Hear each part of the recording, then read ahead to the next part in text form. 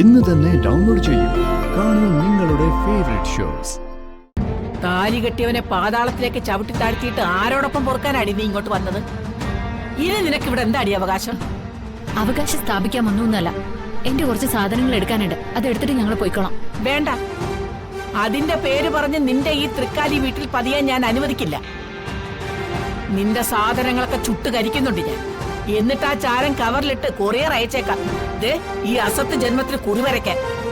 എന്റെ കുഞ്ഞിനൊന്നും പറഞ്ഞു പോകരുത്. പറഞ്ഞാൽ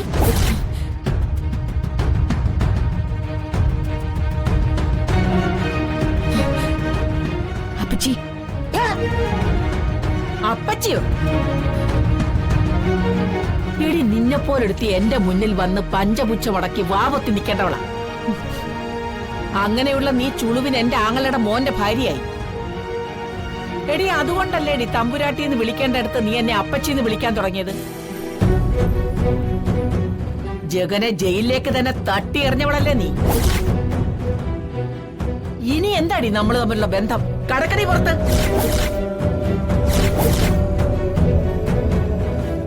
വന്ദനമ്മേ, ദിയമോൾക്ക് പേടി വന്നു. വന്ദനമ്മേ, നമുക്ക് പോവാം.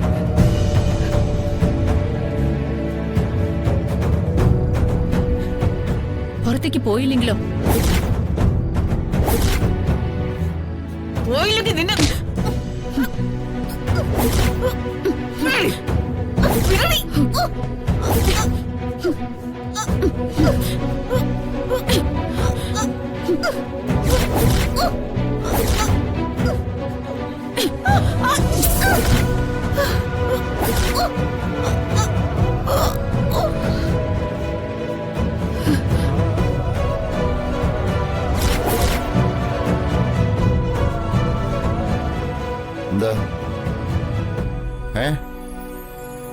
മകനെ രക്ഷിക്കാൻ കൊലപാതക രഹസ്യം മറച്ചു വെച്ച ഒരു അച്ഛൻ എനിക്ക് മനസ്സിലാവും. പക്ഷെ അതേ മകനൊരു ഭാര്യയുണ്ടെന്ന് എന്തുകൊണ്ട് ഓർത്തില്ല?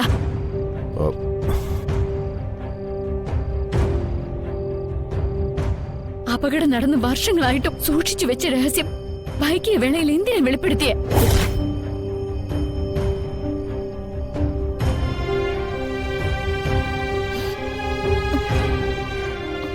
ജഗനുമായൊരു ജീവിതം കൊതിച്ചവളാ ഞാൻ. എന്തിനാ ഞങ്ങളെ തമ്മിൽ വേർപ്പെടുത്തിയ?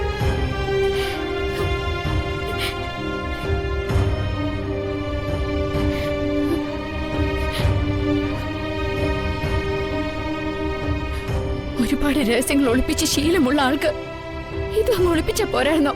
ആരും അറിയാതെ ജീവിത അവസാനം വരെ.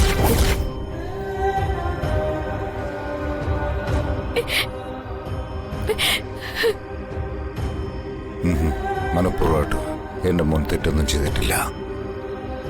ഒരച്ഛൻ എന്ന നിലയിലും രാഷ്ട്രീയക്കാരൻ എന്ന നിലയിലും മനഃപൂർവ്വമല്ലാത്ത നരഹത്യ ഒളിച്ചു വെച്ചത് തെറ്റാണെന്നും തോന്നിയിട്ടില്ല. കൂടുതൽ ചോദ്യങ്ങൾക്കൊന്നും ഉത്തരം പറയാനുള്ള മാനസികാവസ്ഥയിലുമല്ല. പിന്നെ വന്ദന വന്നത് എന്തിനാണെന്ന് വെച്ചാൽ അത് ചെയ്യാനുള്ള സ്വാതന്ത്ര്യവുമുണ്ട്. അതിവിടെ ആരും തടയില്ല. ആരും. മാനത്തെ കൊട്ടാ